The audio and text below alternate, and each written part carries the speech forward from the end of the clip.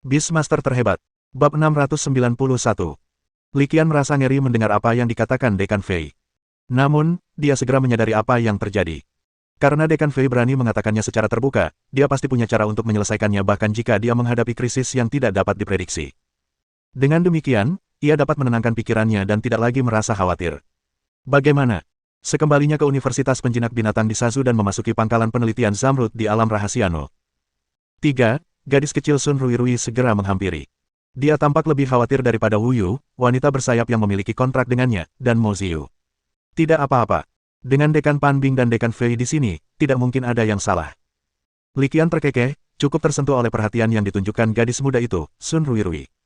Dia menepuk kepala anak itu dan memberinya pandangan menghibur. Kembali di pangkalan penelitian Batu Giok, semuanya kembali normal, dan Li Qian melanjutkan rutinitasnya pergi antara kantin dan pangkalan penelitian. Mengenai gedung pengajaran dan taman sianya, dia pada dasarnya tidak pergi ke sana lagi. Lu Tianjiao sesekali meneleponnya untuk mengganggunya, menanyakan kapan mereka bisa bertemu. Li Qian memikirkannya dan memberinya waktu. Sayangnya, pekerjaan penelitiannya begitu menuntut sehingga dia tidak punya waktu untuk kembali ke asramanya di Sianya Garden. Saat ini, ia tengah mengerjakan beberapa proyek penelitian, termasuk penelitian tentang ular giok, ular piton gelombang bergelombang, ular yao, serta penelitian tentang kucing ekor 7 dan bentuk evolusi naga laut dalam selanjutnya. Garis ular giok, ular piton gelombang bergelombang, ular yao merupakan topik penelitian yang mendesak, karena berhubungan dengan apakah Li Qian dapat lurus dengan cepat dan apakah Tai Wu dapat berevolusi secara normal, sehingga hal ini cukup penting. Penelitian tentang evolusi kucing ekor 7 telah menjadi tugasnya sejak lama. Meskipun Li Qian sesekali meluangkan waktu untuk hal ini, kemajuannya masih cukup mengecewakan, baru mencapai 80%. Sedangkan untuk tugas 4, yakni penelitian tentang evolusi lanjutan naga laut dalam, penelitian tersebut melibatkan legenda 100% sepanjang waktu, dan saat ini belum ada ide yang jelas, jadi kemajuannya pada dasarnya stagnan dan sangat rendah. Untungnya, kita tidak perlu terburu-buru dalam mengerjakan tugas ini. Kita dapat mempelajarinya secara perlahan. Baik Qizai maupun Xiao Liu baru saja berevolusi, dan akan butuh waktu lama sebelum mereka mencapai batas atas potensi ras mereka.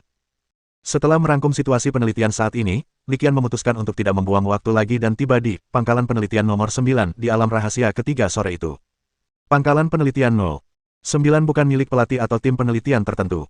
Ini adalah pangkalan penelitian yang dikelola langsung oleh Akademi Pelatihan. Masih ada beberapa pangkalan penelitian jenis ini di alam rahasia 3. Pada prinsipnya, semua pangkalan penelitian di alam rahasia 3 adalah milik Universitas Penjinak Binatang Pulau Pasir, termasuk pangkalan penelitian giok milik Li Qian. Secara prosedural, hal ini setara dengan sekolah yang mentransfer hak penggunaan basis penelitian kepada Li Qian. Li Qian hanya memiliki hak untuk menggunakannya, bukan hak untuk mengendalikannya. Bagaimana situasinya? Tanya Li Qian saat tiba di pangkalan penelitian 9. Basis penelitian saat ini dipimpin oleh Dekan Xiao Mingyu, tetapi ada juga wakil ketua tim penelitian bernama Ma Ziheng. Karena Dekan Xiao Mingyu sebenarnya adalah wakil dekan yang bertanggung jawab atas administrasi, sebagian besar pekerjaan penelitian dipimpin oleh Profesor Ma Ziheng. Pangkalan penelitian ini, yang nomor 9, kini secara khusus didirikan secara independen untuk melayani penelitian lini, ular giok, ular piton gelombang bergelombang, ular yao. Hal ini juga menunjukkan bahwa sekolah tersebut sangat mementingkan penelitian tentang Tai Wu.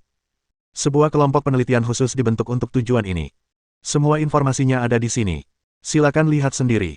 Profesor Ma Ziheng menatap Li Qian dan menunjuk gelang pintarnya. Suaranya tidak menunjukkan kegembiraan atau kesedihan, nadanya datar dan acuh tak acuh, seakan-akan dia mengatakan sesuatu yang tidak ada hubungannya dengan dirinya. Meskipun Profesor Ma Ziheng, yang pertama kali ditemui Li Qian, tetap tenang saat berhadapan dengan Li Qian tahu bahwa suasana hatinya sedang tidak baik. Li Qian dapat memahaminya. Lagi pula, Anda sedang melakukan penelitian dengan baik, dan tiba-tiba ada yang menyela, ikut campur dalam penelitian di tengah jalan, dan dengan cara yang seperti terjun payung ini. Siapapun akan tidak senang melihat ini, karena ini tidak hanya melibatkan pertanyaan tentang siapa yang bertanggung jawab, tetapi juga dapat dilihat sebagai kurangnya kepercayaan dari pihak sekolah. Li Qian dapat memahami ketidakpuasan Profesor Ma Ziheng, tetapi dia tidak peduli. Begitulah industri pendidikan. Kenaikan yang mumpuni, kejatuhan yang biasa-biasa saja. Merupakan fakta yang tidak dapat disangkal bahwa tim peneliti di pangkalan penelitian 9 telah menghabiskan begitu banyak waktu namun mencapai hasil yang terbatas. Meskipun berfokus hanya pada hasil mungkin tidak selalu objektif, namun secara umum hal itu dianggap sebagai pendekatan evaluasi yang wajar. Awalnya, Li Qian ingin mengobrol dengan Profesor Ma Ziheng ini, tetapi sekarang setelah dia melihat pihak lain sedang dalam suasana hati yang buruk, dia memutuskan untuk tidak repot-repot mencoba memenangkannya. Dia tidak membuang waktu dan mengetukkan gelang pintarnya ke gelang pintar orang lain. Setelah menerima data, ia tidak berlama-lama dan langsung meninggalkan pangkalan riset 9. Ia sama sekali tidak khawatir dengan kelengkapan datanya. Pangkalan penelitian ini, nomor 9, saat ini masih atas nama Dekan Xiao Mingyu, dan beliau memiliki cadangan semua datanya. Jadi, mereka mungkin tidak akan mengutak-atiknya. Meskipun terdapat kontroversi dan ketidaksepakatan, Li Qian masih memiliki kepercayaan besar pada integritas akademis Profesor Ma Ziheng dan rekan-rekannya. Ini adalah masalah prinsip, dan saya pikir mereka tidak akan setidak-tidaknya melanggarnya. Tepat saat mereka melangkah keluar pintu, Dekan Xiao Mingyu berbicara dari pintu masuk, "Maaf, Li Qian, Profesor Ma dan sikap yang lain." Mendengar ini, Li Qian langsung mengerti maksud Dekan Xiao Mingyu. Ia melambaikan tangannya, memberi isyarat agar Dekan Xiao Mingyu tidak perlu bicara lagi. "Dekan Xiao, saya bisa memahami sikap Profesor Ma dan yang lainnya. Lagi pula, mereka mempelajari Yaoxi bersama-sama, jadi wajar saja jika mereka memiliki mentalitas komparatif. Menurut saya, ini kompetisi yang sehat," kata Li Qian dengan tenang. Faktanya, Dekan Xiao Mingyu baru saja hendak berbicara di pangkalan penelitian No. 9, tetapi dihentikan oleh tatapan mata Li Qian. Sekarang, tak ada gunanya baginya untuk mengatakan apapun. Persaingan adalah realitas objektif, seperti dua supermarket yang saling berhadapan, di mana persaingan terselubung tak terelakkan. Yang terpenting, Li Qian tidak bisa mengatakan apapun sebelum ada hasilnya. Tentu saja, jika sudah ada hasilnya, tidak perlu mengatakan apa-apa lagi. Begitulah cara kerja industri penelitian hewan peliharaan, jika Anda punya hasil, Anda bisa mengatakan apapun yang Anda inginkan. Jika tidak, Anda harus bersikap rendah hati. Sementara itu, di pangkalan riset No. 9, seorang peneliti muda di sebelah Profesor Ma berbicara dengan nada kesal, "Profesor Ma, mengapa begitu banyak dari kita yang telah bekerja keras dalam penelitian ini begitu lama, dan anak itu bisa begitu saja datang dan ikut campur?" Profesor Ma melirik peneliti muda itu dan berkata dengan suara tenang, "Kemajuan kita lambat dan belum menghasilkan hasil penelitian apapun. Begitulah cara kerja kami. Semuanya berorientasi pada hasil. Jika Anda bahkan tidak bisa melihat ini, saya sarankan Anda untuk segera berganti karir." Bab 692. Kembali di pangkalan penelitian batu giok, Li Qian mengeluarkan kacamata VR-nya dan mulai melihat materi penelitian yang telah diberikan Profesor Ma kepadanya. Meskipun penelitian mereka tidak menghasilkan banyak hasil, penelitian itu mengandung banyak data. Sebagian besar adalah data penelitian dasar dan asli. Sederhananya, ini adalah bahan bangunan dasar bagi gedung pencakar langit untuk berdiri tegak di atas tanah. Li Qian tidak menunjukkan rasa jijik dan mulai membacanya dengan saksama. Li Qian tidak melepaskan temuan awal atau data mentah dasar mereka. Kadang-kadang, ia bahkan membaca beberapa materi dasar berulang kali, berharap mendapatkan inspirasi dari materi tersebut. Ada banyak sekali informasi, dan Li Qian memperkirakan bahwa membaca semuanya akan memakan waktu 3 atau 4 hari, jadi dia tidak terburu-buru. Sekitar pukul 10 malam, Li Qian melepas kacamata VR-nya. Ia menggosok matanya sambil berpikir, jika bukan karena teknik meditasi super canggih dan kemampuan fisikku yang berubah secara bertahap, mataku tidak akan sanggup menahan tekanan seberat ini. Setelah berpikir sejenak, dia segera mandi dan bersiap tidur. Ada banyak ruangan di pangkalan penelitian, dan Li Qian tentu saja beristirahat di sana. Ia pergi ke kamarnya sendiri, mendorong pintu hingga terbuka, dan hendak menyalakan lampu ketika sebuah suara terdengar dari dalam kamar, "Adik Qian, jangan nyalakan lampu." Masuk saja seperti ini. Ruangan itu remang-remang, tetapi orang masih bisa melihat samar-samar bahwa ada tonjolan yang kentara di tempat tidur. Mendengar suara yang familiar itu, Li Qian tidak dapat menahan senyum kecil. Wu Yu, wanita dari suku bersayap, benar-benar tahu cara bersenang-senang. Dalam kehidupan mereka yang biasa-biasa saja, permainan semacam ini cukup menarik untuk dimainkan sesekali. Aku hanya tidak tahu apakah Wu Yu, wanita dari klan bersayap, adalah satu-satunya yang ada di tempat tidur saat ini, atau apakah Mo Ziyu juga ada di sana. Tanpa berpikir terlalu jauh, suasananya sudah mencapai titik ini, dan terus berlambat-lambat akan menjadi pengkhianatan terhadap rencana wanita bersayap itu. Dengan suara gemerisik, Li Qian telah menelanjangi dirinya dalam waktu singkat. Gerakannya begitu cepat hingga jauh melampaui kecepatan biasanya dalam membuka pakaian. Sedangkan pakaiannya, tidak terlihat dimanapun saat ini. Dengan gerakan cepat, Li Qian dengan lincah menyelinap ke tempat tidur bagaikan seekor ikan. Dia mengulurkan tangan dan menarik tubuh lembut nan harum ke dalam pelukannya. Meski gelap dan dia tidak bisa melihat dengan jelas, Li Qian bisa merasakan perbedaannya saat dia menariknya ke dalam pelukannya. Pemilik tubuh giok itu tidak lain adalah Mo Ziyu. Li Qian tidak mungkin salah mengingat bentuk tubuhnya yang montok. Dia terus mengaduk-aduk isi perutnya, dan benar saja, dia menyentuh tubuh giok lainnya, yang ternyata adalah Wu Yu. Tanpa banyak berpikir, karena orang pertama yang ditemuinya adalah Mo Ziyu, dia memutuskan untuk melahapnya terlebih dahulu. Bagaimanapun, hanya masalah waktu sebelum dia dan Wu Yu bersama. Li Qian mengulurkan tangan dan membelainya. Wanita cantik dalam pelukannya sedikit gemetar. Melihat Mo Ziyu tidak berbicara dan hanya terdiam menahannya, Li Qian tidak terlalu mempermasalahkannya dan berasumsi bahwa dia sengaja membuat keributan seperti itu. Ia gembira dan memeluk erat tubuh wanita itu, tetapi sesaat kemudian ia tercengang. Ia kemudian bergidik dan pupil matanya menjadi jernih. Apa-apaan ini? Tubuh bagaikan batu giok dalam pelukannya telah berubah. Meskipun masih berbentuk, ukuran mereka terlihat jauh lebih kecil. Setelah diamati lebih dekat, tubuh halus yang dipeluknya kini jauh lebih rapuh daripada sebelumnya, dan sama sekali tidak dikenalnya. Li Qian berpikir sejenak, lalu tiba-tiba menyadari kebenarannya. Pada saat ini, tampaknya hanya ada satu orang yang mungkin muncul di tempat tidurnya, seseorang yang sosoknya lebih mungil dan halus daripada Wu Yu dan Mo Ziyu. Li Qian mendesah dan berhenti bergerak, membiarkan tubuh mungil itu sedikit gemetar dalam pelukannya. Ia memeluk tubuh mungilnya lebih erat lagi, suaranya begitu lembut, "Gadis kecil, sudahkah kau memikirkannya matang-matang? Sekali kau melangkah, tak ada jalan kembali." Dari balik selimut, suara nyaring Sun Ruirui, "Gadis kecil itu, terdengar, Kakak Qian, aku sudah memutuskan. Aku tidak akan pernah meninggalkanmu seumur hidupku." Sekarang setelah semuanya menjadi seperti ini, semua yang seharusnya tidak terjadi, semua yang seharusnya tidak dilakukan, semua yang tidak mungkin dilakukan, sudah terlanjur dilakukan. Apalagi yang bisa dikatakan? Kita hanya sedang menyusuri jalan gelap ini. Faktanya, Li Qian bukanlah tipe orang yang ragu-ragu sebelum mengambil keputusan. Setelah mengambil keputusan, ia akan melaksanakannya tanpa ragu-ragu. Dia sangat lembut dan hati-hati. Li Qian dengan lembut mendorong gadis kecil Sun Ruirui ke samping, lalu, tanpa ragu-ragu, mengubah sasarannya dan melompati dia. Jauh di dalam tempat tidur, Wu Yu, seorang wanita dari suku bersayap, menyaksikan seluruh kejadian itu dan sudah cukup tidak sabar. Li Qian tentu tidak akan melepaskan wanita kurang ajar yang berani bersekongkol dengan Mo Ziyu untuk menjebaknya. Terlebih lagi, tidak seperti perlakuannya terhadap gadis muda Sun Ruirui, Li Qian tidak merasa kasihan pada Wu Yu, terutama saat ini. Dia memeluk erat wanita bersayap itu, lalu menariknya langsung ke dalam pelukannya. Kali ini, Li Qian tak kenal ampun. Ia bagaikan serigala lapar yang menerkam mangsanya, membuat wanita klan bersayap itu tak punya kesempatan bernapas. Pada akhirnya, wanita bersayap itu hanya bisa lemah memohon belas kasihan dan mengkhianati Mo Ziyu yang menguping di balik pintu. Mendengar ini, Li Qian merasa heran karena ada yang berani menguping di balik pintu, dan senyum kejam pun tersungging di bibirnya. Dia melesat maju, dan saat berikutnya, dia sudah mendorong pintu dan melangkah keluar. Di ambang pintu, di sudut, Mo Ziyu mendengarkan dengan penuh perhatian, wajahnya memerah. Saat Li Qian melihat Mo Ziyu dalam keadaan ini, cahaya hijau samar muncul di matanya. Pelakunya tidak bisa dilepaskan begitu saja. Li Qian, jika aku bilang semua ini ide Wu Yu, apa kau akan percaya? Mo Ziyu meringkuk di sudut, suaranya terdengar memelas. Li Qian terkekeh, aku membantumu menyelesaikan evolusimu dan menguasai kekuatan luar biasa. Itulah tujuanmu. Sebelum dia bisa meneruskan argumennya, Li Qian sudah menerkamnya. Sekalipun dalang di balik ini adalah Wu Yu, seorang wanita dari klan bersayap, Mo Ziyu tetap terlibat. Dia jelas-jelas seorang kaki tangan. Mereka harus dihukum berat. Sekitar 1 jam kemudian, Li Qian menggendong Mo Ziyu yang tampak lemas dan berantakan, kembali ke kamar. Sesaat kemudian, di kamar tidur, di atas tempat tidur empuk yang besar, Li Qian menatap langit, pikirannya agak rumit. Mengenang kembali momen-momen bersama gadis muda Sun Ruirui, dari pertemuan pertama hingga persahabatan mereka yang berkembang, dia merasakan sentuhan emosi. Gadis muda Sun Ruirui melakukan perjalanan jauh dari Universitas Penjinak Binatang Zonghai ke Universitas Penjinak Binatang Sazu sebagai mahasiswa pertukaran. Makna yang lebih dalam di balik ini jelas terlihat. Manusia bukan tumbuhan atau pohon, bagaimana mungkin mereka tidak punya perasaan? Li Qian merasa ia pasti tidak punya pikiran apapun tentang gadis kecil Sun Ruirui. Namun, sungguh tidak disangka dia akan membawanya pada saat ini dan dengan cara seperti ini.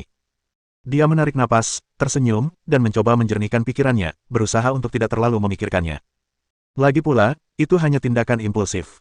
Di dunia luar biasa ini, tempat adanya peradaban penjinak binatang, beberapa hal tidak perlu dilakukan secara konvensional. Lagi pula, bagi orang yang kuat, ini bukan apa-apa. Duan Kong, guru dari Universitas Penjinak Binatang Jiangnan, juga seperti itu. Bab 693. Mungkin karena saya menghabiskan banyak energi tadi malam. Keesokan harinya, Li Qian akhirnya bangun perlahan pada pukul 9 pagi. Dalam keadaan linglung, dia menyentuhnya dengan santai. Saya menemukan tempat tidur itu benar-benar kosong. Kerumunan orang tadi malam sudah lama hilang. Dia menegakkan tubuhnya sedikit dan bersandar pada kepala tempat tidur. Mengingat kejadian gila tadi malam, dia tidak dapat menahan diri untuk menggelengkan kepalanya. Aku benar-benar menjadi semakin absurd. Namun, pada akhirnya, aku tidak bisa menyalahkan diriku sendiri untuk ini. Hei, sekarang, kenapa membahas hal aneh atau janggal? Faktanya, tadi malam, setelah keterkejutan awal, emosi yang paling meluap adalah kegembiraan. Li Qian berpikir dalam hati bahwa dia bukanlah orang suci. Mustahil untuk tidak tergerak oleh seorang wanita dalam pangkuan seseorang. Sekarang setelah semuanya berubah seperti ini, dia dan gadis muda Sun Ruirui akhirnya berhasil menembus penghalang itu, yang dapat dianggap sebagai bentuk pelunasan hutang kasih sayang. Lagi pula, membiarkan seseorang bergantung tanpa batas waktu bukanlah hal yang baik. Setelah melewati tadi malam dan mengatasi rintangan itu, yang tersisa adalah bertanggung jawab. Dalam hal ini, Li Qian merasa dirinya masih sangat bertanggung jawab. Namun, wanita bersayap Wu Yu dan Mo Ziyu telah bertindak agak gegabah, dan mereka mungkin perlu didisiplinkan dengan benar di masa mendatang. Berani sekali mereka memasukkan barang ke dalam tempat tidur mereka sendiri. Itu keterlaluan. Sambil mendesah panjang, Li Qian menyingkirkan selimut dan bergoyang saat memasuki kamar mandi. Tadi malam, pertempurannya cukup sengit. Bukan hanya Wu Yu dan Mo Ziyu, tetapi juga Li Qian, telah meninggalkan banyak jejak padanya. Sedangkan gadis muda Sun Ruirui, karena ini adalah pertama kalinya, dia dilindungi oleh Li Qian dan tidak terlalu menderita serangan kekerasan. Setelah mandi dan berganti pakaian, Li Qian pergi ke restoran di pangkalan penelitian. Dia melihat sekeliling dan mendapati Wu Yu dan Mo Ziyu telah pergi. Di dalam restoran, hanya gadis kecil Sun Ruirui yang menyendok bubur ke mulutnya, sesendok demi sesendok. Fatih melayang di dekatnya, sibuk merapikan tumpukan peralatan makan yang tersisa. Dilihat dari penampilannya, seseorang pasti baru saja selesai makan dan pergi belum lama ini. Saat melihat Li Qian muncul, gadis kecil Sun Ruirui menundukkan kepalanya. Di mata Li Qian, itu seperti burung unta yang mengubur kepalanya di pasir. Selain itu, Li Qian dapat melihat bahwa wajah dan leher gadis itu sepenuhnya merah. Li Qian melirik gadis kecil itu dan berjalan mendekat tanpa tergesa-gesa. "Bisakah kamu menyiapkan sarapan untukku?" kata Li Qian sambil mendekat. Mendengar ini, gadis muda Sun Ruirui segera bangkit dari bangku dan bersiap pergi. Li Qian terkekeh, mengulurkan tangan, dan menghentikannya. "Aku sedang bicara dengan Fei Fei, bukan memerintahmu." Setelah menerima perintah Li Qian, Fei Fei terbang seperti angin puyuh. Melihat ini, Li Qian dengan lembut menarik gadis kecil itu ke dalam pelukannya. Dia menggendongnya, dan Sun Ruirui kecil menjadi dombanya. Li Qian menggendong gadis kecil itu, duduk di bangku, dan memandangi pipinya yang memerah, menganggapnya lucu. Dia mengulurkan tangan dan mencengkeram dagu gadis kecil itu. "Katakan padaku, siapa yang punya ide melakukan apa yang terjadi tadi malam?" Li Qian menatap gadis kecil Sun Ruirui, bersikap seolah-olah meminta pertanggungjawabannya. Gadis kecil itu, Sun Ruirui, mempercayainya dan buru-buru menjelaskan, Kakak Qian, tolong jangan salahkan kakak Wu Yu dan yang lainnya. Akulah yang meminta mereka. Jadi, tadi malam itu idemu." Senyum Li Qian semakin lebar. "Kau sendiri yang minta naik ke tempat tidurku." Gadis kecil itu menatap Li Qian, tatapannya tiba-tiba menjadi tegas, "Karena aku ingin bersama kakak Qian selamanya." Meskipun suara gadis kecil itu hampir tidak terdengar, Li Qian benar-benar dapat merasakan emosi kuat yang terkandung di dalamnya. Dia menatap gadis kecil itu, dan sesaat kemudian, menghela napas panjang. Setelah berhenti menggoda gadis kecil itu, nada bicara Li Qian berubah serius. "Maaf, Ruirui, ini salahku." Melihat gadis kecil itu tertegun dan tidak mengerti mengapa dia meminta maaf, Li Qian melanjutkan, "Aku sudah tahu perasaanmu. Seharusnya aku meresponsmu lebih cepat. Gadis mana yang akan mengambil inisiatif dalam hal seperti ini? Sekarang, aku akan bertanya lagi, apakah kamu bersedia menghabiskan seluruh hidupmu bersamaku?" Mendengar ini, mata gadis kecil Sun Ruirui berbinar-binar, dan air mata hampir menggenang di matanya. Dia mengangguk tanpa ragu. "Aku bersedia. Pukul." Mendengar ini, Li Qian mengecup wajah cantik Sun Ruirui, gadis kecil itu. "Sudahlah, cepat makan, sarapannya sudah mulai dingin." Tanpa henti, dia bertanya dengan santai, "Ngomong-ngomong, di mana Mo Ziyu dan Wu Yu?" Kedua kakak perempuannya bilang mereka pergi melatih hewan piaraan mereka, jawab gadis kecil itu lemah. Li Qian menganggap ini lucu. Kedua wanita itu pasti pergi keluar untuk menghindari masalah. Tetapi karena sudah membuat perjanjian dengan diri mereka sendiri, di mana mereka mungkin bisa bersembunyi. Setelah sarapan, Li Qian tidak membuang waktu dan kembali menekuni tumpukan dokumen untuk menelitinya. Akan tetapi, kondisi mendalam dalam mempelajari materi-materi tersebut tidak berlangsung lama. Sekitar setengah jam kemudian, gadis kecil Sun Ruirui datang untuk memberitahu kami bahwa seseorang telah datang berkunjung. Li Qian keluar dari mode membaca dan membiarkan gadis kecil Sun Ruirui berjalan terlebih dahulu untuk menyambut mereka, sementara dia sendiri mengikuti beberapa langkah di belakang. Setibanya di ruang penerimaan pangkalan, Li Qian segera menyadari bahwa pengunjung itu tidak lain adalah Universitas Penjinak Binatang Bai Xiao, yang memiliki hubungan kerja sama dengannya. Tepatnya, Profesor Hong Qingya dan Dekan Wu Hongxia dari Universitas Penjinak Binatang Bai Xiao. Bai Xiao, dari Universitas Penjinak Binatang, mungkin tahu bahwa ia pernah berurusan dengan kedua orang ini sebelumnya dan mereka memiliki hubungan yang baik. Oleh karena itu, kunjungan ini jelas dipimpin oleh keduanya. Setelah mereka berdua duduk, pelayan kecil Sun Ruirui secara sadar menempatkan dirinya pada posisi nyonya rumah dan keluar bersama Fei Fei untuk menyajikan teh dan air. Kelompok itu mengobrol dan menyeruput teh, bertukar beberapa kata sopan sebelum memulai bisnis. Guru Hong Qingya berbicara lebih dulu, bertanya, "Li Qian, kami baru saja mendengar bahwa kamu pergi ke sekolahmu untuk mengumpulkan semua materi tentang garis keturunan ular giok ular piton gelombang begelombang ular yao." Pertanyaannya jelas ditujukan pada Li Qian, yang secara kasar memahami tujuan perjalanan mereka. Dia tidak membuang waktu dan langsung mengangguk, "Ya, saat ini, saya memfokuskan sebagian besar energi saya pada penelitian ini." Aku ingin tahu bagaimana perkembangan penelitiannya. Tanya Wu Hongxia dengan suara lembut.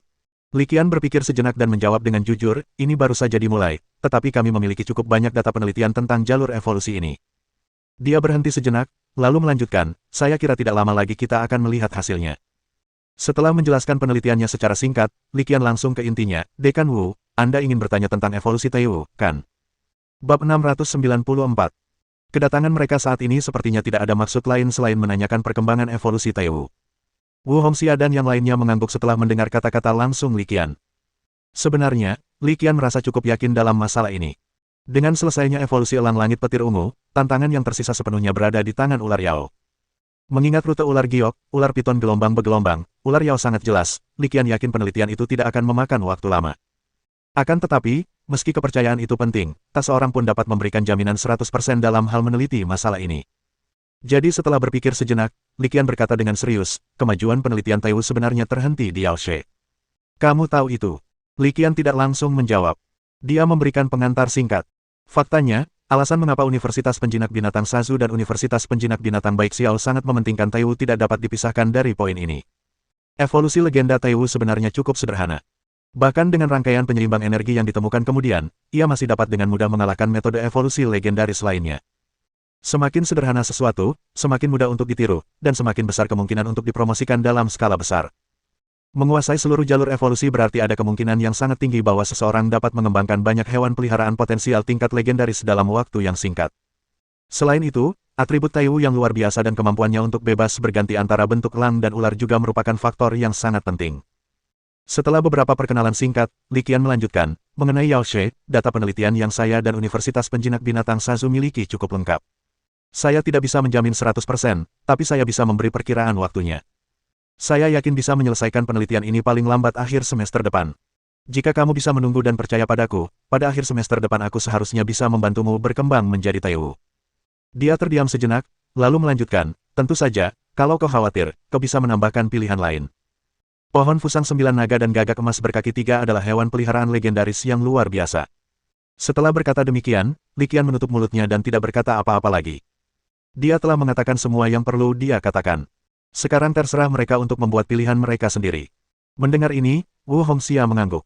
Mereka berbincang-bincang sejenak, lalu segera mengambil keputusan. Siapkan pilihan tambahan, Gagak Emas berkaki 3. Setelah mendengar kesimpulan mereka, Li Qian terdiam. Setelah berpikir sejenak, dia menatap Wu Hongxia, menghela napas, dan mengatakan keputusan yang baru saja dibuatnya, baiklah, kamu tidak perlu khawatir. Terlepas dari apakah kita bisa menyelesaikan penelitian tentang Taiwu pada akhir semester depan, aku berjanji bahwa selama kondisinya memungkinkan, aku akan membantumu mengembangkan 1 Taiwu dan 1 Gagak Emas berkaki 3. Itu luar biasa, itu sungguh luar biasa, terima kasih banyak, Li Qian. Begitu Li Qian berbicara, kelompok dari Universitas Penjinak Binatang Baixiao bersorak serempak di ruang resepsi. Bagi Universitas Penjinak Binatang tingkat kedua seperti Universitas Penjinak Binatang Whitehall, yang berada di bawah 8 besar, mampu memperoleh 2 binatang potensial tingkat legendaris dalam waktu singkat tidak diragukan lagi merupakan peluang yang luar biasa. Wajar bagi mereka untuk merasa sangat gembira. Setelah menyetujui, Li Qian tidak membuang waktu lagi dan membuka peta elektronik alam rahasia No. 3 untuk melihatnya. Kemudian dia sendiri yang menuntun mereka untuk memilih burung merpati matahari yang menyala-nyala. Setelah periode evolusi ini, jumlah merpati matahari di alam rahasia ketiga telah menjadi cukup besar. Jumlah mereka hampir 30. Kita harus dapat memilih satu yang memenuhi persyaratan mereka. Tentu saja, pada kenyataannya, Li Qianlah yang membuat keputusan. Lagi pula, dialah yang paling tahu, di antara merpati matahari itu, mana yang punya potensi tinggi dan mana yang punya potensi rendah. Selain itu, saya juga cukup akrab dengan Wu Yu dan Mo Ziyu. Dalam perjalanan untuk memilih merpati matahari terbakar, Li Qian dengan santai bertanya, apakah ada pergerakan dari Sekte Changming akhir-akhir ini? Metode fusi pengorbanan Bruce jauh lebih sederhana daripada metode evolusi hewan peliharaan legendaris tradisional. Li Qian tidak percaya bahwa Sekte Changming akan tetap diam tentang metode fusi seperti itu. Mendengar ini, Wu Hongxia langsung mengerutkan kening. Ini sangat merepotkan. Sekte Changming sudah menyebarkan metode fusi pengorbanan itu. Di Federasi Kepulauan Seribu, metode fusi pengorbanan ini telah menimbulkan kehebohan. Mendengar ini, Li Qian mengangguk sedikit. Dia memperkirakan bahwa ini adalah alasan lain mengapa Universitas Penjinak Binatang Burung Hantu Putih sangat ingin mendapatkan hewan peliharaan potensial yang legendaris. Lagi pula, jika kultus Changming menyerang Federasi Xia Timur, wilayah pesisir akan menjadi yang pertama terkena dampaknya. Setelah jeda, Wu Hongxia melanjutkan, jika Federasi Tianxing tidak mengirimkan para ahli untuk meredam situasi, Federasi Kepulauan Seribu mungkin sudah berada dalam kekacauan sekarang. Apakah kerugiannya sebesar itu? Li Qian sedikit terkejut ketika mendengarnya. Perlu dicatat bahwa meskipun Federasi Kepulauan Seribu hanya federasi kecil yang dimasukkan ke dalam Federasi Tianxing bertahun-tahun yang lalu, kekuatannya tidak lemah. Setidaknya tidak jauh lebih buruk daripada provinsi di China. Fakta bahwa Federasi Kepulauan Seribu harus ditumpas dengan bantuan Federasi Bintang Surgawi menunjukkan betapa mengerikannya kekuatan Sekte Changming. Melihat Li Qian agak terkejut, Wu Hongxia menjelaskan beberapa patah kata lagi, keributan besar ini bukan hanya disebabkan oleh Sekte Changming. Beberapa organisasi aliran sesat lainnya juga terlibat. Mendengar ini, Li Qian segera mendesak untuk mendapatkan rinciannya, organisasi aliran sesat apa lagi yang ada. Wu Hongxia menjawab, Sekte Api Merah, Sekte Dewa Hitam, dan Sekte Setan Darah semuanya terlibat. Li Qian menggelengkan kepalanya dengan sedih. Ini agak merepotkan. Perlu dicatat bahwa organisasi aliran sesat yang baru saja disebutkan Wu Hongxia juga memiliki sejumlah besar anggota yang bersembunyi di wilayah Dongxia. Sabotase mereka di Federasi Kepulauan Seribu berarti mereka juga pasti menguasai teknik fusi pengorbanan. Jika mereka memperoleh senjata sekuat itu, banyak masalah kemungkinan akan timbul di negara ini di masa mendatang. Celakanya, memang benar, kekacauan sedang mendekat, dan segala macam monster dan setan bermunculan. Li Qian membantu kelompok dari Universitas Penjinak Binatang Bai Xiao memilih merpati matahari yang menjanjikan, yang kemudian mereka bawa kembali untuk dilatih dengan benar. Meskipun lingkungan pesisir tidak terlalu cocok untuk pertunjukan Three-Legged Golden Crow, Universitas Penjinak Binatang Burung Hantu Putih mengelola lebih dari sekadar dunia nyata. Di dalam dimensi yang luas, ada panggung bagi burung gagak emas berkaki 3 untuk menunjukkan bakatnya. Setelah memilih Firi Sundov dan mengobrol selama beberapa menit, kelompok dari Universitas Penjinak Binatang Burung Hantu Putih meninggalkan alam rahasia No. 3 tanpa berlama-lama. Sekembalinya ke pangkalan penelitian batu giok, Li Qian melihat gadis kecil Sun Ruirui sedang merapikan. Setelah berpikir sejenak, ia berkata, Ruirui, kamu tidak perlu khawatir tentang hal-hal ini. Serahkan saja pada Fei Fei. Jika Fei Fei terlalu sibuk, kita bisa meminta beberapa robot asisten lagi. Selanjutnya, Anda mengurus hal-hal di Akademi Pelatihan. Aku akan bicara dengan Dekan Fei dan merekrutmu ke markas penelitian giok sebagai asisten penelitiku. Kau harus berkembang pesat. Setelah mendengar kata-kata Li Qian, gadis kecil Sun Ruirui mengangguk dengan sungguh-sungguh, Kakak Qian, jangan khawatir, aku akan berusaha sekuat tenaga untuk bisa mengimbangimu. Li Qian tidak membenarkan atau membantahnya, tetapi tidak akan mudah bagi seseorang untuk menyusulnya. Ia hanya berharap gadis kecil itu tidak tertinggal terlalu jauh di belakangnya. Bab 695. Penelitian berlanjut, dan segera Li Qian menemukan petunjuk. Baik itu evolusi dari ular giok menjadi ular sanca badai, atau dari ular sanca badai menjadi ular yao, para positas peradaban keempat telah melakukan penelitian yang relatif mendalam terhadapnya. Penelitian ini telah meninggalkan sejumlah besar data. Satu-satunya masalah sekarang adalah banyaknya informasi yang hilang. Akan cukup sulit untuk menebusnya. Li Qian menelusuri informasi dan mulai berpikir, tetapi dia tidak terburu-buru mengambil keputusan. 3 hari berlalu dalam sekejap mata. Setelah menelusuri semua materi selama beberapa hari terakhir, Li Qian telah membaca semuanya. Setelah membacanya, berdasarkan situasi yang ada, ia membuat keputusan yang sama dengan tim Profesor Ma Ziheng. Mari kita mulai dengan jalur evolusi dari ular giok ke ular piton gelombang. Alasan untuk pilihan ini bukan hanya karena jalur evolusinya sendiri relatif mudah, tetapi juga karena sudah ada cukup banyak storm piton di bidang dimensi. Adanya sejumlah besar ular piton badai menyiratkan bahwa fenomena evolusi alami ini ada di alam, termasuk dalam bidang dimensi. Jika Anda mengamati dengan sabar dan memperpanjang jangka waktu, menguraikan pola evolusi ini sebenarnya tidaklah sulit. Selain fokus penelitiannya, Li Qian juga memiliki pandangannya sendiri tentang rute penelitian. Profesor Ma Ziheng dan rekan-rekannya mengambil pendekatan pertama, yang berfokus pada pengamatan fenomena evolusi di alam dan melengkapinya dengan informasi yang ditinggalkan oleh positas. Li Qian memiliki pendapat berbeda tentang masalah ini. Hewan liar di alam sangat dipengaruhi oleh perbedaan individu dan lingkungan selama evolusinya, jadi meskipun mereka diamati, terkadang mustahil untuk memperoleh informasi yang berguna. Bahkan ada kemungkinan Anda tersesat karena perbedaan informasi. Yang terpenting, mengamati evolusi hewan peliharaan di alam memerlukan waktu. Evolusi hewan peliharaan dapat terjadi kapan saja, di mana saja, dan jika Anda tidak dapat memantaunya terus-menerus, Anda mungkin akan ketinggalan. Karena begitu banyak kelemahan dalam mengamati evolusi hewan peliharaan di alam, mengapa Profesor Ma Ziheng dan rekan-rekannya tidak mengubah metode mereka? Itu memunculkan masalah lain. Dengan kata lain, pendekatan utama adalah memanfaatkan informasi yang ditinggalkan oleh positas, sementara pendekatan sekunder adalah mengamati evolusi hewan liar di alam. Metode penelitian ini bahkan lebih merepotkan karena informasi yang ditinggalkan oleh positas tidak hanya rumit dan terfragmentasi, tetapi juga sangat tidak lengkap. Ia tidak hanya berisi informasi tentang evolusi hewan peliharaan, tetapi juga informasi tentang ritual mereka, catatan peristiwa-peristiwa besar. Segala macam informasi tercampur jadi satu, membuatnya sangat sulit untuk dipahami, apalagi dibedakan. Namun, ini sama sekali bukan masalah bagi Li Qian. Kemampuan istimewanya adalah memicu inspirasi, yang berarti menemukan harta karun di tempat barang rongsokan. Informasi yang dibaca sekilas oleh orang lain bisa jadi merupakan harta karun baginya, sedangkan informasi yang dipelajari dengan saksama oleh orang lain bisa jadi diabaikan begitu saja. Setelah penelitian yang ditargetkan dimulai, kemajuannya cukup pesat. Hanya dalam 1 hari, Li Qian meningkatkan nilai kemajuan tugas evolusi ular giok menjadi ular piton gelombang hingga 95%. Sebenarnya tidak banyak yang bisa dikatakan tentang jalur evolusi ini. Li Qian hampir menemukan kondisi untuk evolusi. Pertama, mencapai batas atas potensi ras. Kedua, konsumsilah batu energi atribut air. Terakhir, itu harus berupa semacam materi evolusi. Jika kita dapat mengatasi tantangan ini, kita dapat menguasai jalur evolusi ini.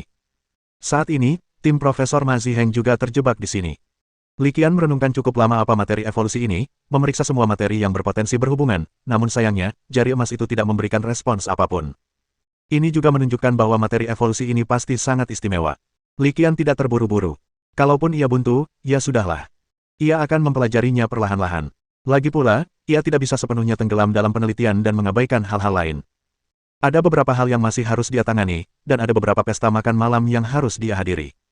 Misalnya, malam ini, Lu Tianjiao mengundang Li Qian untuk makan malam.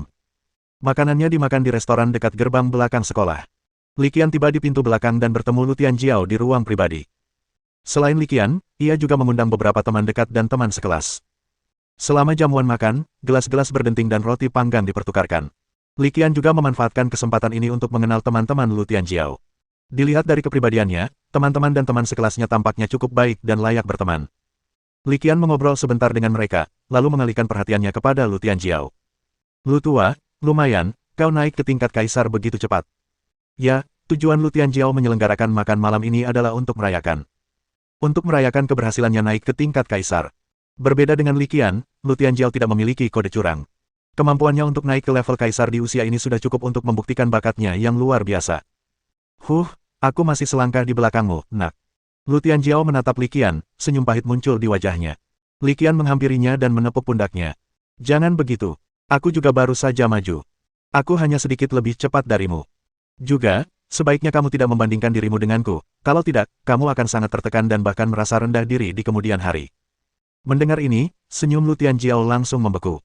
Bibirnya berkedut, lalu ia tak kuasa menahan diri untuk memutar bola matanya. Sialan, bro, kau bisa mati kalau tidak pamer. Li Qian terkekeh, sama sekali tidak peduli. Orang ini jadi agak sombong sejak mencapai level kaisar. Dia perlu diberi pelajaran dan disadarkan bahwa selalu ada orang yang lebih mampu darinya. Setelah makan malam yang meriah dan mengantar teman-teman sekelas lainnya, dalam perjalanan pulang, Lu Tianjiao tiba-tiba berbicara, nadanya agak serius, Qianzi, aku sedang bersiap untuk pergi mencari pengalaman di Tianyi Corner. Tianyi Jiao, tempat apa itu? Li Qian berpikir sejenak, menyadari bahwa ia sama sekali tidak ingat tempat ini, jadi ia bertanya. Lu Tianjiao memandang ke suatu arah, terdiam sejenak, lalu menghela napas panjang, tempat ayahku jatuh. Ini. Li Qian tertegun sejenak setelah mendengar ini. Li Qian secara bertahap mempelajari beberapa informasi tentang ayah Lu Tianjiao. Ayahnya juga seorang profesor di Universitas Penjinak Binatang Sazu, dan konon katanya dia cukup sakti. Selama perjalanan pelatihan ke alam dimensi, kejadian tak terduga terjadi dan dia terjebak di dalamnya. Akhirnya, ketika ia ditemukan, konon semua binatang peliharaannya telah mati, dan ia sendiri hanya tertinggal setengah tubuh. Li Qian tidak tahu seberapa kuat ayah Lu Tianjiao saat itu, tetapi untuk menjadi profesor di Universitas Penjinak Binatang Sazu, dia pasti setidaknya berada di tingkat kaisar, atau bahkan tingkat roh kudus. Setelah memahami beberapa poin penting, Li Qian segera berbicara untuk menghentikannya, Patua Lu, jangan pergi. Tempat itu bukan sesuatu yang bisa kau jelajahi sekarang. Li Qian tidak tahu apa itu Tianyi Jiao, tetapi dia yakin tempat itu sangat berbahaya. Bab 696. Mendengar ini, Lu Tianjiao menoleh ke arah Li Qian dan memberinya tatapan terima kasih. Dia tidak bisa menjamin hal yang sama untuk orang lain, tetapi jika Li Qian mengatakan kata-kata itu, dia akan mempercayainya 100%. Pihak lain pasti melakukannya demi kebaikan mereka sendiri. Ia menarik napas panjang, lalu tatapannya tiba-tiba berubah tegas. Aku punya alasan untuk pergi ke tempat ini. Jangan khawatir, aku sudah menyelidiki Tianyi Jiao. Wilayahnya luas. Dengan kekuatanku saat ini, selama aku tidak memasuki tempat terlarang itu, aku yakin aku tidak akan berada dalam bahaya. Sambil berbicara, ia menyeringai, memperlihatkan deretan gigi putihnya yang cemerlang. Jangan khawatir, aku tidak bodoh. Aku punya masa depan cerah di hadapanku, dan aku tidak akan pergi ke sana untuk mati saat ini. Pergi ke sana sekarang hanya untuk menyelidiki dan memahami situasinya. Terus terang, itu untuk mempersiapkan pengalaman di masa depan. Mendengar ini, Li Qian akhirnya merasa lega. Baguslah. Dia berjalan mendekat, menepuk bahu Lu Tianjiao, dan berkata dengan nada menghibur, seperti yang kau katakan sendiri, masa depanmu masih cerah. Tidak perlu terburu-buru. Nanti, setelah kekuatanmu meningkat, kau bisa dengan mudah menyapu sebagian kecil langit. Setelah mengucapkan beberapa patah kata penghiburan dan mengingatkan Lu Tianjiao agar berhati-hati saat pergi ke alam dimensi untuk berlatih, Li Qian kembali ke pangkalan penelitian giok. Malam itu, di pangkalan penelitian batu giok, di kamar tidur, Li Qian tidur dengan Wu Yu, Mo Ziyu, dan Sun Ruirui di bawah selimut. Setelah pertemuan mereka yang penuh gairah, Li Qian memasuki kondisi perenungan yang mendalam. Ia berbaring di tempat tidur, merenungkan percakapannya dengan Lu Tianjiao malam itu. Tiba-tiba, tanpa alasan yang jelas, dia memikirkan sesuatu dan bertanya, apakah menurutmu umat manusia dapat bertahan dari krisis ini? Ketahuilah bahwa di antara peradaban-peradaban sebelum kita, ada banyak yang sangat kuat dan cemerlang, tetapi pada akhirnya, semuanya gagal. Wu Yu, seorang wanita dari klan bersayap, merangkul Li Qian di tempat tidur dan berkata dengan acuh tak acuh, itu semua masih jauh. Kita bahkan tidak tahu apakah kita masih ada saat itu. Tidak, saat itu, jika tidak ada hal tak terduga yang terjadi, kita pasti masih hidup. Li Qian berkata dengan nada yang sangat percaya diri, denganku di sini, aku pasti bisa membantu kalian semua mencapai level legendaris. Dengan umur level legendaris, hidup sampai saat itu tidak akan menjadi masalah. Oleh karena itu, krisis peradaban, meskipun tampaknya masih jauh, sebenarnya merupakan masalah yang harus dihadapi generasi kita.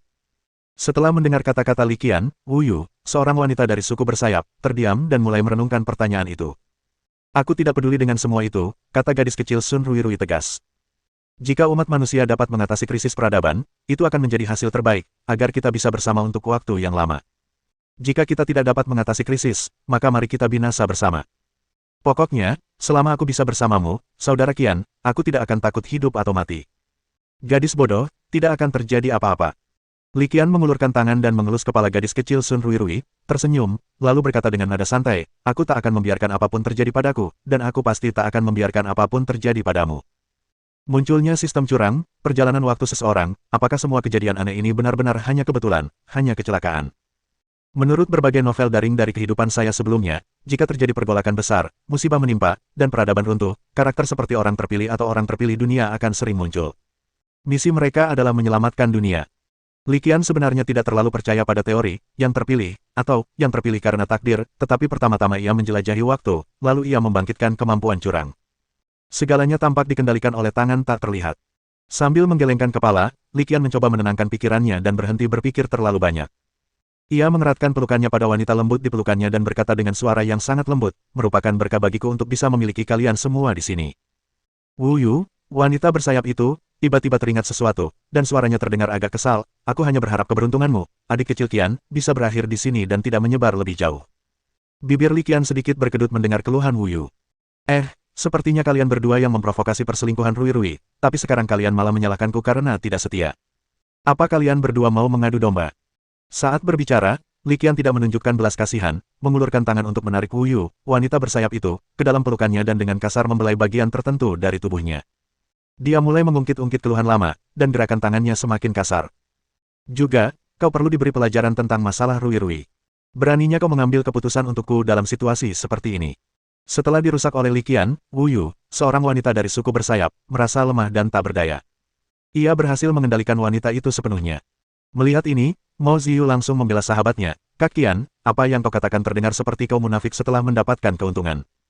Kalau bukan karena kita berdua, bagaimana mungkin kau bisa tidur dengan tubuh manis Ruirui sekarang? Kakak Ziyu. Begitu Mo Ziyu mengatakan ini, sebelum Li Qian sempat bereaksi, gadis kecil Sun Ruirui di dalam selimut sudah tersipu malu. Dia bersembunyi sepenuhnya di bawah selimut, sekali lagi menjadi burung unta. Li Qian merasakan rasa malu pada gadis kecil Sun Ruirui, memperhatikan tindakannya, dan menganggapnya agak lucu. Apakah saya salah? Di sampingnya, Mo Ziyu menatapnya dan mengeluarkan suara mengejek, jelas menggodanya, atau mungkin, saudara Qian, kamu tidak punya perasaan apapun terhadap Ruirui. Mendengar hal ini, Li Qian terbatuk pelan untuk menutupi rasa malunya. Punya ide memang hal yang wajar, tapi bagaimana mungkin hal semacam itu bisa ditangani dengan begitu sederhana dan kasar? Pokoknya, Ruirui akan menjadi salah satu dari kita cepat atau lambat.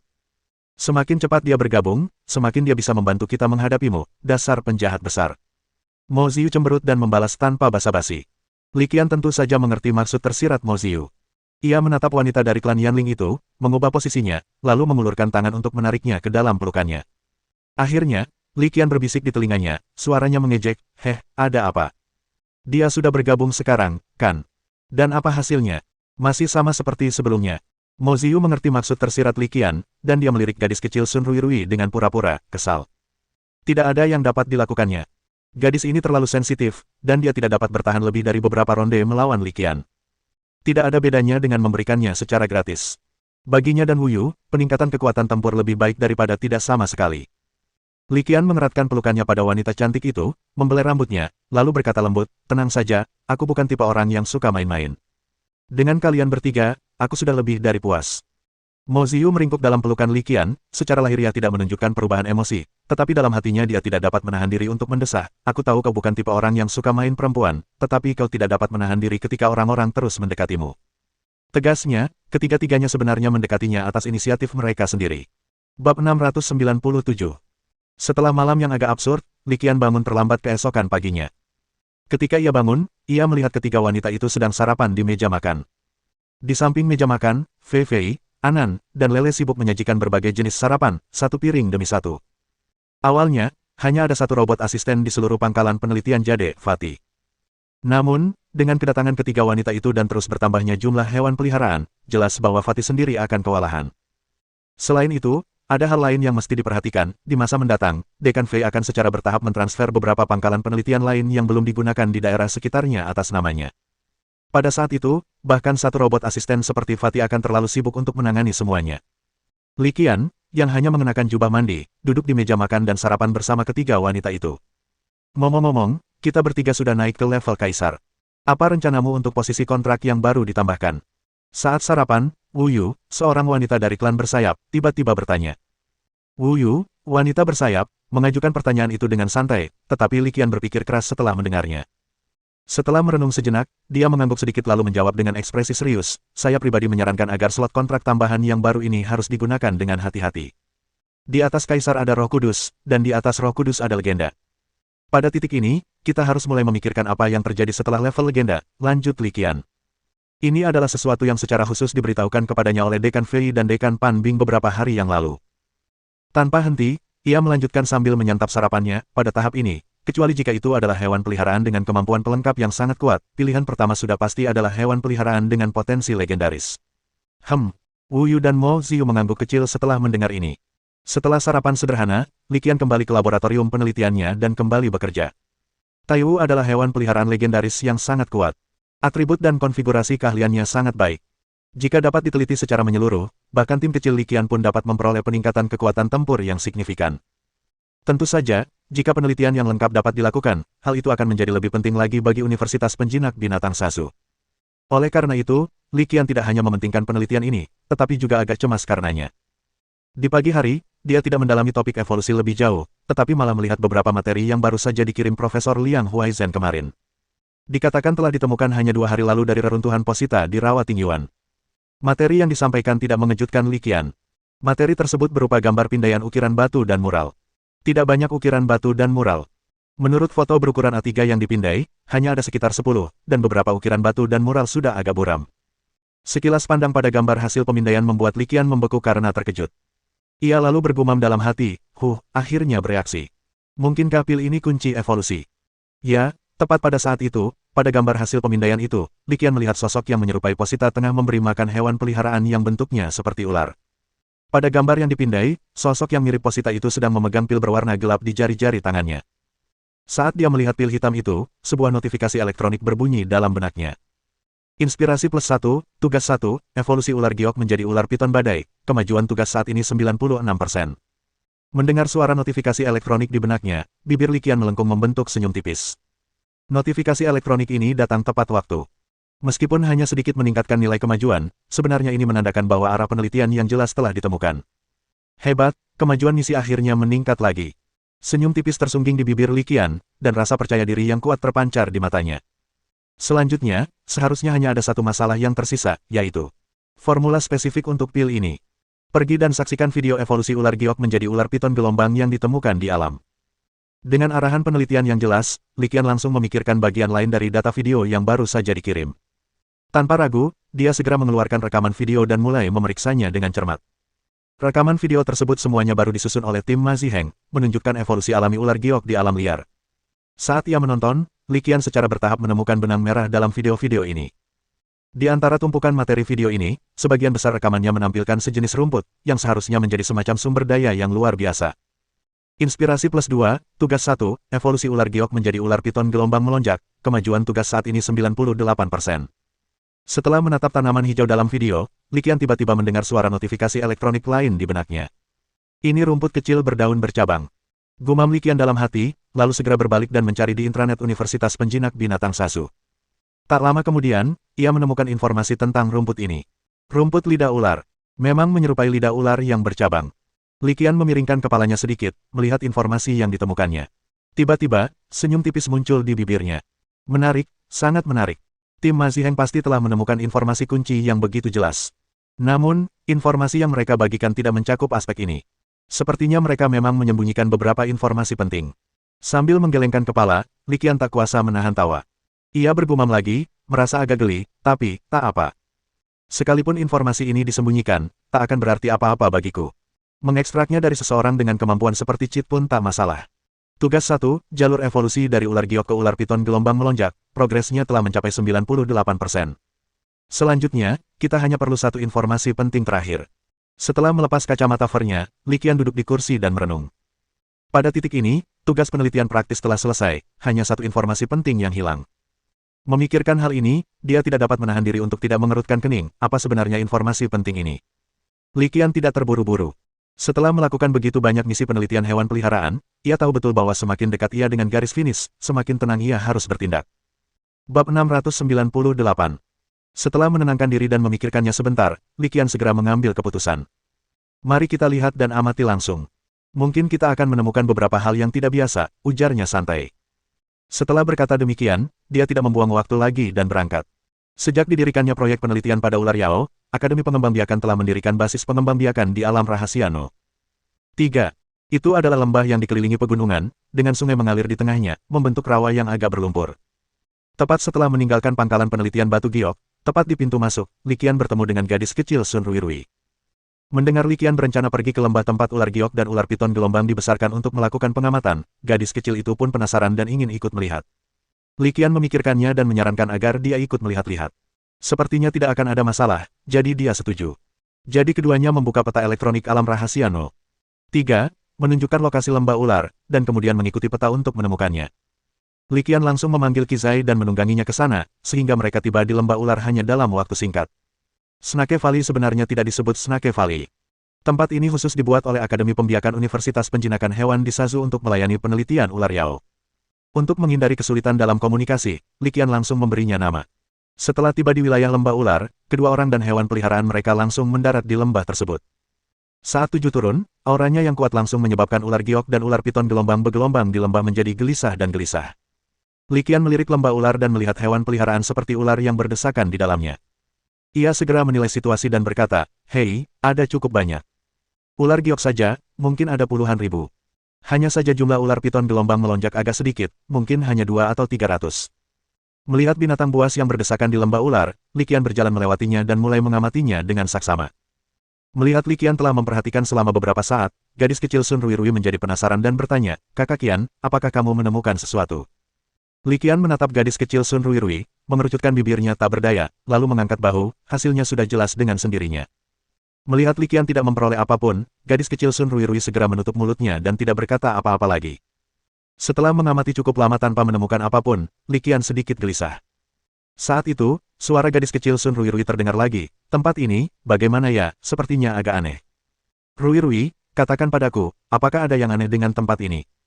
Tanya Liqian dengan santai. Ia tak menyangka Sun Ruirui, gadis kecil itu, bisa melihat sesuatu yang aneh di tempat yang sudah ia amati beberapa kali dan tidak menemukan sesuatu yang salah.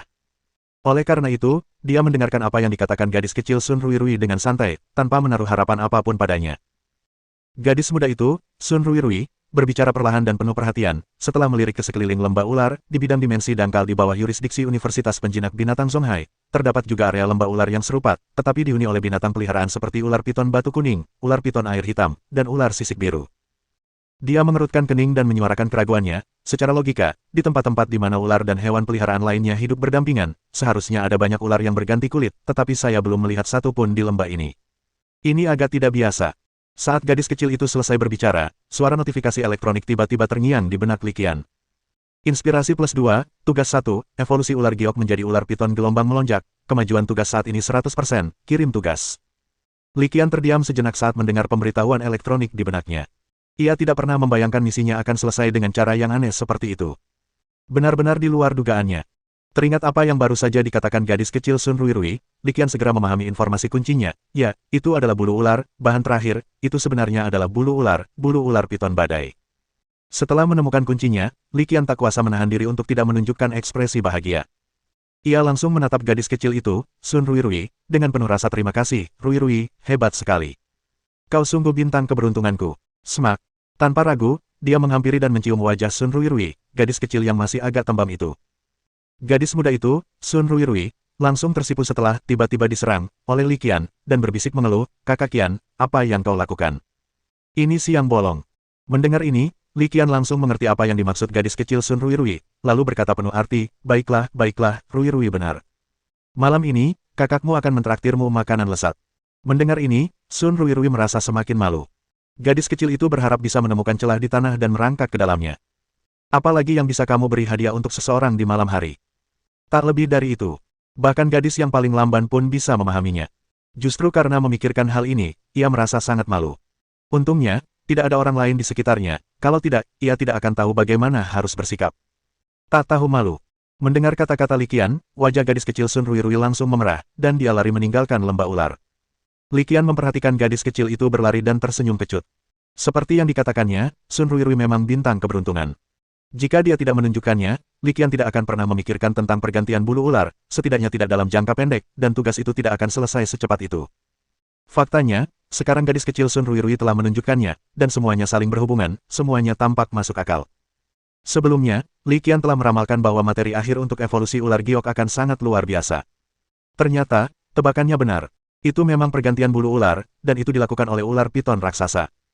Dengan bahan-bahan yang aneh dan tidak biasa seperti itu, tidak mengherankan jika tim Ma Ziheng terjebak di sini, tidak dapat membuat kemajuan apapun. Jika bukan karena gadis kecil Sun Ruirui yang menyebutkannya, dan fakta bahwa Li Qian juga memiliki kemampuan seperti curang, mustahil untuk menemukannya secepat itu. Ini juga menjelaskan mengapa tidak ada satupun ular yang terlihat berganti kulit di lembah ular. Tidak diragukan lagi, semua pergantian kulit tersebut telah kembali ke perut ular giok, jadi akan aneh melihatnya. Melihat gadis kecil Sun Ruirui berjalan pergi dengan malu-malu, Li Qian tidak membuang waktu dan langsung menyerahkan tugas itu. Setelah menyerahkan tugas, segala macam umpan balik berdatangan.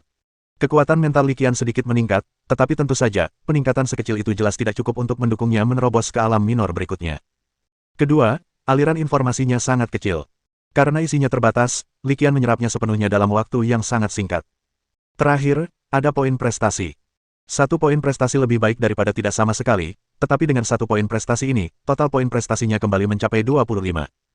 Bab 699. Setelah menyerap semua masukan dari penyerahan tugas, Li Qian hanya bisa menghela napas.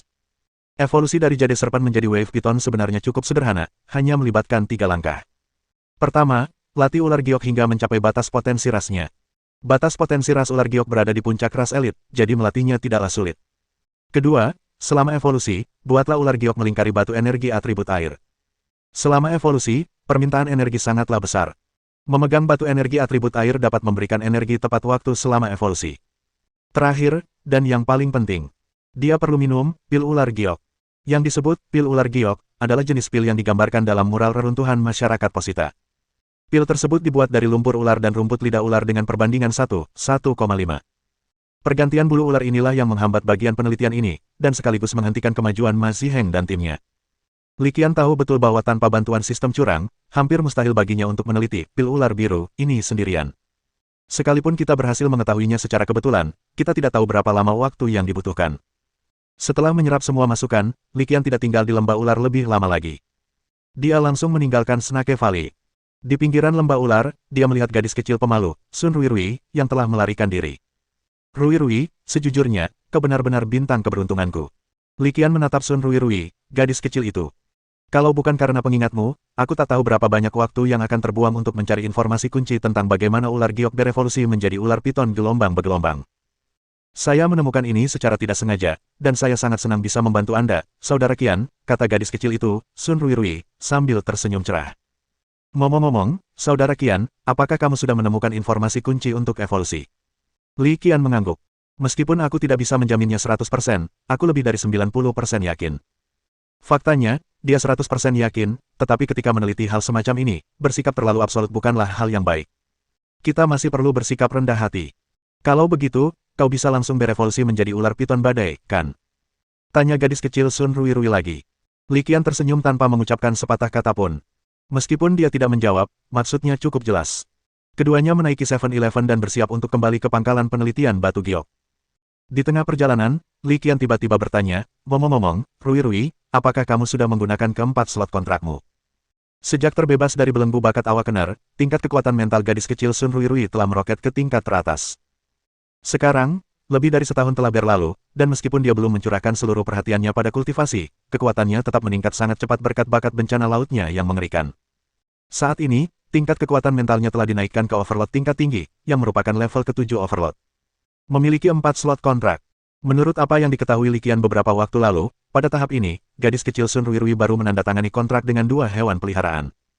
Yang satu adalah roh laut pasang surut yang membentuk kontrak untuk melepaskan diri dari belenggu bakatnya, dan yang lainnya adalah naga banjir bersisik biru yang tampak persis seperti Li Qian.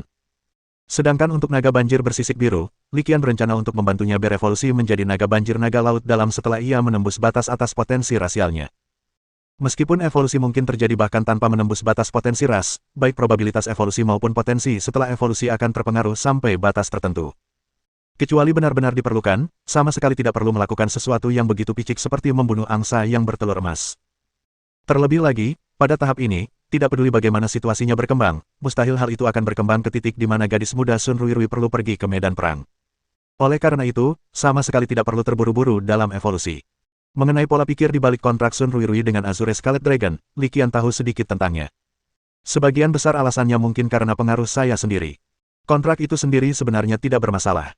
Mengingat tersedianya bentuk evolusi selanjutnya, naga laut dalam, naga sisik biru sebenarnya merupakan pilihan yang sangat bagus. Baik atribut maupun konfigurasi keterampilannya lebih dari cukup untuk menjadikannya kekuatan utama bagi lebih dari 99% penjinak binatang. Terakhir, ada 2 slot kontrak yang tersisa. Menurut pemahaman Li Qian sebelumnya, slot-slot itu selalu kosong, tanpa hewan peliharaan yang dikontrak. Li Qian menduga bahwa ini adalah sesuatu yang secara khusus ditekankan oleh Kamerat Sun. Faktanya, karena pet awal sudah cukup untuk menunjang kekuatan tempur awal, maka semakin lama pet yang dikontrak ditunda, semakin luas pula pilihan yang tersedia. Li Qian tahu bahwa kedua slot kontrak ini kosong sampai sekarang, tetapi dia tidak tahu apakah ada perubahan selama ini, itulah sebabnya dia menanyakan pertanyaan ini. Mendengar ini, gadis kecil Sun Ruirui menggelengkan kepalanya, "Belum. Aku masih menyimpan 2 slot kontrak yang tersisa. Aku belum menggunakannya." Tanpa banyak berpikir, Li Qian menjawab langsung, "Setelah aku mengembangkan Taiwu baru, kau bisa membuat kontrak dengan salah satunya." Taiwu memiliki 2 wujud, elang dan ular. Kedua wujud ini masing-masing berkorelasi dengan elemen air dan petir, dan juga dapat memanfaatkan bakat penjinak binatang buas milik gadis kecil Sun Ruirui. Gadis kecil itu, Sun Ruirui, menatap Li Qian dengan mata berbinar dan kagum. "Aku akan mendengarkanmu, Kakak Qian. Kau bisa membuat keputusan untukku." Tepat saat keduanya mengobrol, Seven mendarat dan kembali ke pangkalan penelitian Jade. Sekembalinya, Li Qian tidak membuang waktu dan langsung menuju laboratorium penelitiannya untuk mulai mengembangkan pil ular giok. Melihat gadis kecil penasaran Sun Ruirui yang mengikutinya ke laboratorium penelitian, Li Qian berpikir sejenak lalu memberi instruksi, "Ruirui, keluarlah dan temukan Wu Yu dan Xiu." "Ada apa?" Gadis kecil Sun Ruirui segera menghampiri ketika mendengar Li Qian ingin mengatakan sesuatu padanya. Li Qian berkata, "Selanjutnya, penelitianku membutuhkan sejumlah kulit ular yang telah berganti kulit dari piton pasang surut. Benda-benda ini tidak terlalu berguna atau berharga, tetapi cukup langka. Kamu, saudari Wu Yu, dan Xiu bisa mendiskusikannya dan membantuku membeli satu batch." Li Qian hanya melirik barang ini sekilas. Barang ini memang dijual di toko hewan peliharaan, tetapi jumlahnya tidak banyak. Dia dapat memahami hal ini, karena kulit luwak yang telah berganti kulit sangat berguna bagi ular giok, membantu mereka menerobos hambatan evolusi. Bahan-bahan luar biasa seperti itu tentu sangat menggoda bagi sekelompok ular giok. Sudah dapat diduga, makhluk apapun yang muncul akan dimangsa oleh ular giok, diubah menjadi cadangan dan disimpan di dalam tubuh mereka. Hal ini menjelaskan mengapa pergantian bulu pada luwak sangat langka, dan mengapa, meskipun ular giok, yang berevolusi sendiri, ada di alam, jalur evolusinya masih belum terpecahkan. Hanya ketika potensi batin mereka terakumulasi hingga level tertentu dan mencapai batas atas potensi rasial mereka, mereka dapat memiliki peluang tertentu untuk berevolusi melalui rumput lidah ular. Terus terang saja, ini tentang menebus kondisi yang tidak mencukupi dengan probabilitas, dan dibandingkan dengan proses evolusi yang lengkap, kekurangannya cukup jelas. Mengingat pendekatan evolusi yang tidak lengkap, sangat sulit untuk mempelajari jalur evolusi yang lengkap. Dapat dimengerti jika tim Profesor Ma Ziheng terjebak dan tidak dapat membuat kemajuan apapun. Bab 700. Dalam sekejap mata, 3 hari telah berlalu dan tim kecil Liqian akhirnya memperoleh rumput lidah ular dan kulit ular piton yang telah berganti kulit dalam jumlah yang cukup. Rumput lidah ular baik-baik saja, lagi pula, menurut perkiraan Liqian, tim Profesor Ma Ziheng seharusnya sudah menguasai fungsi bahan yang luar biasa ini. Oleh karena itu, ketiga wanita tersebut, yang dipimpin oleh Wu Yu, seorang wanita dari klan bersayap, tidak berusaha menyembunyikan perolehan mereka atas materi luar biasa ini. Mereka memperoleh tanaman herbal tersebut secara terbuka dan transparan. Lebih lanjut, selama proses akuisisi, mereka menemukan bahwa harga rumput lidah ular belakangan ini berfluktuasi dan naik secara signifikan. Berdasarkan hal ini, dapat disimpulkan bahwa tim peneliti lain juga memperoleh materi luar biasa ini. Ketiga wanita itu menceritakan situasi mereka kepada Liqian. Liqian mendengarkan cerita mereka, tetapi hanya tersenyum dan tidak menganggapnya serius. Apakah terlalu dini untuk mulai menimbun rumput lidah ular saat ini? Untungnya, jumlah rumput lidah ular di bidang dimensi cukup banyak, sehingga kenaikan harganya tidak terlalu tinggi. Menurut Liqian, dia mungkin tidak membutuhkan banyak rumput lidah ular. Lagi pula, setiap ular giok memiliki bakat dan potensi yang berbeda. Hanya sebagian kecil saja dari mereka yang memiliki kesempatan berevolusi menjadi ular Yao, sedangkan Taiwu bahkan lebih langka lagi. Hal ini dapat dilihat dari evolusi Taiwu Qingchuan yang sebenarnya sangat berbahaya dan hampir gagal. Memikirkan pangkalan penelitian ke-9 yang dipimpin Profesor Ma Ziheng, Liqian tak dapat menahan senyum tipis. Seandainya mereka lebih kooperatif, penelitian tentang ular giok hingga piton gelombang melonjak pada akhirnya hanyalah jalur evolusi untuk hewan peliharaan penguasa tingkat menengah. Liqian mungkin tidak akan merahasiakannya, dan kemungkinan besar dia akan membagikannya. Sekarang sudah terlambat untuk memikirkannya. Sikap mereka begitu dingin, dan mereka bahkan sengaja menyembunyikan informasi tentang rumput lidah ular.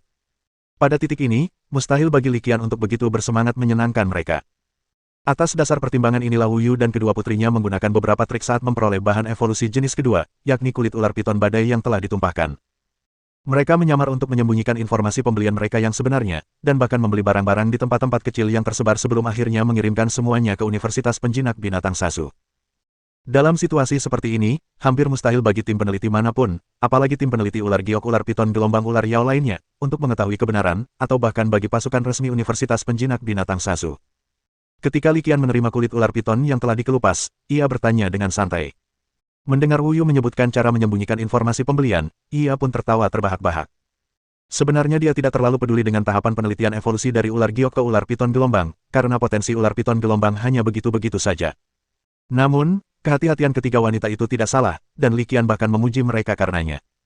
Setelah mendapatkan rumput lidah ular dalam jumlah yang cukup dan kulit ular piton yang telah berganti kulit, Liqian memulai penelitiannya. Keahliannya dalam membuat ramuan sebenarnya cukup rata-rata, tetapi untungnya, penelitian dan pengembangan pil ular biru tidaklah sulit.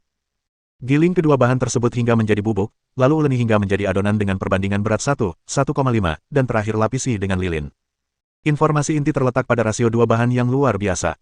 Langkah-langkah selanjutnya dapat ditangani oleh mesin. Untungnya, basis penelitian batu giok Liqian kebetulan memiliki mesin seperti itu, dan pengembangannya tidak memakan waktu lama. Setelah sehari semalam melakukan penelitian dan percobaan, Liqian akhirnya berhasil memproduksi sekumpulan pil ular giok yang totalnya 50 pil. Dalam prosesnya, ia juga membuang lebih dari 10 set materi. Hanya karena Dekan Ouyang Lansin tidak melihat tingkat keberhasilan ini, ia merasa malu. Setelah pengembangan yang sukses, Liqian tidak dapat menahan diri untuk merenungkan bahwa, dalam hal kebutuhan aktual, basis penelitiannya sebenarnya kekurangan apoteker tingkat tinggi. Tepat ketika Liqian tengah berpikir keras, di sisi lain, tugas berikutnya yang diberikannya kepada Wu Yu dan kedua wanita lainnya berhasil menarik perhatian pangkalan penelitian ke-9, atau lebih tepatnya, tim peneliti Profesor Ma Ziheng. Setelah pilnya dikembangkan dan semuanya siap, langkah selanjutnya tentu saja adalah mengujinya. Maka, ia menginstruksikan ketiga wanita itu, yang dipimpin oleh Wu Yu, untuk membantunya mengerjakan sebuah tugas. Ketiga putri Wu Yu sangat senang karena mereka dapat membantu Liqian dengan penelitiannya, meskipun itu hanya beberapa tugas kecil, dan mereka sangat antusias. Mengikuti instruksi Liqian, mereka tiba di lembah ular, bermaksud memilih sekumpulan ular giok berkualitas tinggi untuk melakukan eksperimen fisik. Karena lembah ular merupakan sumber daya yang secara langsung melayani penelitian tentang evolusi ular Yao, para peneliti di pangkalan penelitian ke-9 juga dapat mengajukan permohonan untuk menggunakannya. Karena situasi inilah mereka melihat Wu Yu dan kedua putrinya di lembah ular, dan melihat mereka memilih dan menangkap beberapa ular giok. Mereka segera menyadari sesuatu dan melaporkan informasi tersebut kepada tim peneliti Profesor Ma Ziheng.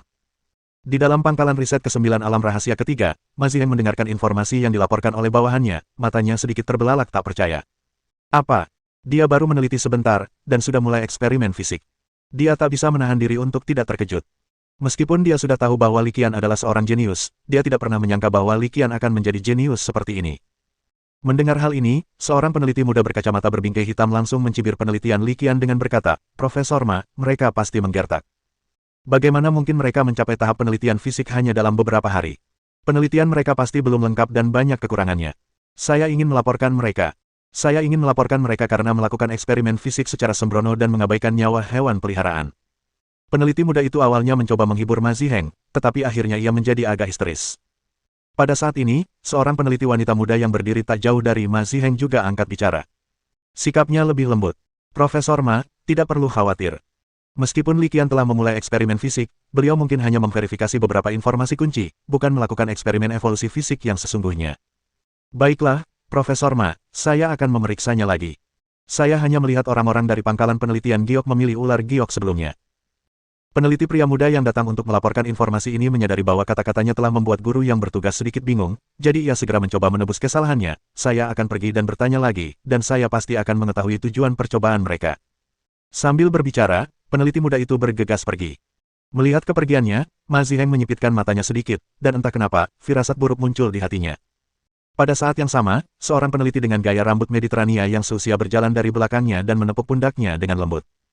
Berbeda dengan asisten peneliti muda, ia merupakan tulang punggung penelitian sejati, kedua setelah ketua tim nominal Xiao Mingyu dan wakil ketua tim Ma Ziheng yang benar-benar memimpin penelitian. Berbeda dengan Ma Ziheng, ia menganjurkan penerimaan Li Qian dan bahkan ingin mengundangnya ke pangkalan penelitian ke-9. Namun, ia bukanlah pemimpin proyek ini. Karena Ma Ziheng memilih untuk bersikap dingin terhadap Li Qian, dia tidak bisa berkata banyak lagi. Hal lain yang sangat jelas baginya adalah bahwa tim Li Qian telah memilih begitu banyak ular giok bukan untuk memverifikasi beberapa informasi penting, karena verifikasi informasi tidak memerlukan begitu banyak subjek uji. Ma Ziheng benar-benar menyadari hal ini, jadi dia menduga bahwa yang pertama pasti tidak dalam suasana hati yang baik saat ini. Bersambung.